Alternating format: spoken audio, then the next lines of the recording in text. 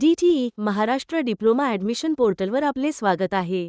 Application ID DEN number व password टाकून log in करा.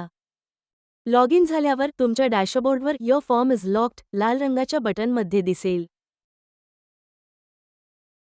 तुमचा अर्ज एफसी केंद्राकडून कन्फर्म झाला असल्यामुळे तुम्ही त्यात थेट बदल करू शकत नाही. अर्ज अनलॉकस करण्यासाठी डाव्या बाजूला असलेल्या मेनूमधील ग्रीव्हन्स टू एफसी आणि ग्रीव्हन्स आफ्टर कन्फर्मेशन या पर्यायावर क्लिक करा.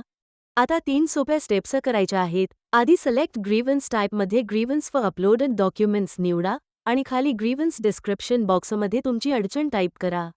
जर काही कागदपत्र जोडायचे असेल तर चूज फाईल बटणावर क्लिक करा. एक डायलॉग बॉक्स ओपन होईल. फाईल्समध्ये जा, योग्य कागदपत्र सिलेक्ट करा आणि ओपन वर क्लिक करा. अपलोड बटणाच्या बाजूला तुमच्या फाईलचे नाव दिसत असल्याची खात्री करून घ्या. शेवटी तुमची विनंती सबमिट करण्यासाठी खाली असलेल्या हिरव्या रंगाच्या सेव्ह अँड प्रोसीड बटणावर क्लिक करा.